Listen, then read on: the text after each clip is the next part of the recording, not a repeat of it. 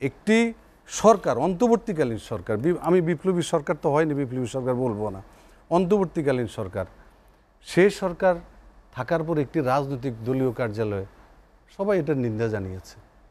BNP থেকে শুরু করে সবাই এটার নিন্দা জানিয়েছে যে কোনো রাজনৈতিক দলে অগ্নিসংযোগ করা, হামলা করা আমরা এটা তো মেনে নেব না, এটা ঠিক না, এটা সঠিক হয়নি। আমাদের খুলনা, আমাদের জাতীয় পার্টির জেলা অফিস, মহানগর অফিস জ্বালিয়ে ফেললো, আমাদের কুষ্টিয়ায় আমাদের জেলা অফিস জ্বালিয়ে ফেললো, আমাদের চট্টগ্রামে মহানগর অফিস জ্বালিয়ে ফেললো। আপনি বলেন তো এটার জবাব আপনি কি দেবেন? সরকারের মেয়াদ নিয়ে বা রাষ্ট্রপতির পদ অপসারণ নিয়ে বেশ কয়েকটি ইস্যুতে আপনার কি মনে হয় যে এই 100 দিনে একটা টানাপোড়েন তৈরি হয়েছে রাজনৈতিক দলগুলোর সঙ্গে? না, একটা টাইম ফ্রেম তো দিতে হবে। আপনার গন্তব্যর শেষ কোথায়, শুরু করলেন শেষ কোথায়, এটা দিতে হবে। কেন ওই যে উনি যে কথাটা বলেছেন, এটা আমিও প্রায়ই বলি, পৃথিবীতে যতগুলো পরিবর্তন দেখেন, উন্নয়নের পরিবর্তন দেখেন, এগুলি সকল রাজনীতিবিদদের হাত ধরেই হয়েছে। কোনো উন্নয়ন কিন্তু কোনো ব্যক্তি বিশেষ করতে পারেনি। আর ফ্যাসিস্ট সরকারের প্রথম চিন্তাভাবনা হচ্ছে তার এরকম, সে স্বৈরতন্ত্রটা চালানোর সাথে সাথে সে চিন্তা করে যে নোবডি ক্যান স্টপ মি, আমাকে কেউ থামাতে পারবে না। কিন্তু যখন থেমেছে, এই আওয়ামী লীগ গভর্নমেন্টের সময় আমি অনেকবার বলেছি এখানে বসে, যখন থেমেছে তখন তার অস্তিত্ব খুঁজে পাওয়া যায়নি। আওয়ামী লীগের কোনো কর্মী তো, নেতা তো দূরের কথা, কোনো কর্মীও কখনো চিন্তা করেনি এই দেশ থেকে শেখ হাসিনা পলায় যাবে।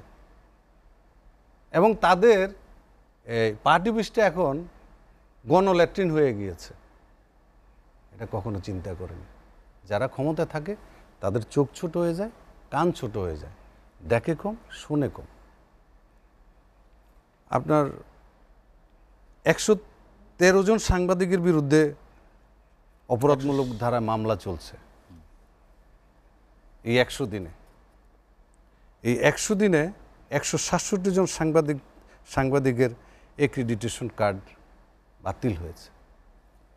তো আপনার ভালো, আমরা এখানে প্রথমে সবাই বলেছি ভালো। কেন বলেছি? যে আওয়ামী লীগের মতো একটি স্বৈরাচার সরকারকে হটানো হয়েছে। এই হটানোর পেছনে কিন্তু আমি, আপনি, আমাদের সবার কোনো না কোনো জায়গায় অবদান আছে। ছাত্ররা যখন আহত হয়েছে, আমি এবং আমার স্বেচ্ছাসেবকের আহ্বায়ক আলমগীর সিদ্দাল দেখতে গিয়েছি আমাদের চেয়ারম্যানের অনুমতি নিয়ে। আমরা কেন্দ্রীয় শহীদ মিনার আন্দোলনে ছিলাম, সব জায়গায় ছিলাম। আমাদের চেয়ারম্যান 2 তারিখে সংসদে দাঁড়িয়ে এটাকে সমর্থন জানিয়েছে। তাহলে এটাকে আপনি অবদান ধরবেন না? হ্যাঁ, আমার অবদান তো এটা না যে এসে 30শে অক্টোবর আমার পার্টি অফিসে আগুন ধরায় দেবেন। যে দলটি 9 বছর রাষ্ট্র ক্ষমতায় ছিল, যে দলটির রাষ্ট্রপ্রধান 9 বছর এই দেশে প্রচুর উন্নয়ন করেছে, সেই একটি রাজনৈতিক দলের কেন্দ্রীয় কার্যালয়ে আপনি অগ্নিসংযোগ করবেন? প্রশাসন কি করছে? আমরা তো থানা মামলা দিতে গিয়েছি, মামলা নেয় না, এখন একটা আসামি গ্রেপ্তার হয়নি। এত বড় একটা অঘটন ঘটে গেল। একটি সরকার, অন্তর্বর্তীকালীন সরকার, আমি বিপ্লবী সরকার তো হয়নি, বিপ্লবী সরকার বলবো না, অন্তর্বর্তীকালীন সরকার, সেই সরকার থাকার পর একটি রাজনৈতিক দলীয় কার্যালয়ে সবাই এটার নিন্দা জানিয়েছে। বিএনপি থেকে শুরু করে সবাই এটার নিন্দা জানিয়েছে যে কোনো রাজনৈতিক দলে অগ্নিসংযোগ করা, হামলা করা আমরা এটা তো মেনে নেব না, এটা ঠিক না, এটা সঠিক হয়নি। আমাদের খুলনা, আমাদের জাতীয় পার্টির জেলা অফিস, মহানগর অফিস জ্বালিয়ে ফেললো, আমাদের কুষ্টিয়ায় আমাদের জেলা অফিস জ্বালিয়ে ফেললো, আমাদের চট্টগ্রামে মহানগর অফিস জ্বালিয়ে ফেললো। আপনি বলেন তো এটার জবাব আপনি কী দেবেন? আপনার কাছে আছে, যারা ক্ষমতা আছে তাদের কাছে আছে। আমরা কি এমন অন্যায় করেছি? অন্যায় করলে আইন আছে, বিচার হবে, আমাদের সমস্যা নাই তো।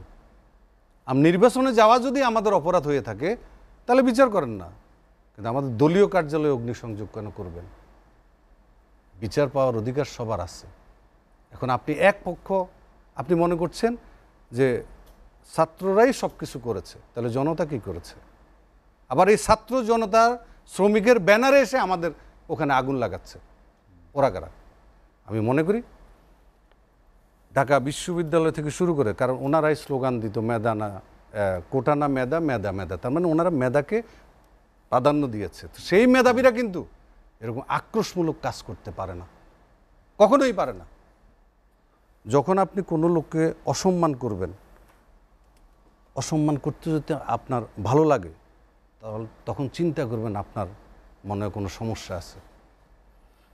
কাউকে অসম্মান করতে যদি আপনার ভালো লাগে, তাহলে আপনি ধরে নেবেন যে আপনার কোনো সমস্যা আছে। কারণ যে মানুষ অন্যকে অপমান করে তারা নিজের আইডেন্টিটি ক্রাইসিসে ভোগেন, তাদের নিজেদের আইডেন্টিটি হাতে সময় কমে, একটু বিরতি নিতে চাই হেলাল ভাই। আমরা যারা জাতীয় পার্টির এসব কর্মকাণ্ডের উপরে বা জাতীয় পার্টির কর্মকাণ্ড নিষিদ্ধ চেয়েছে, যারা নিষিদ্ধ চায়, ওনারা কি কখনো রাজনীতি করেছেন?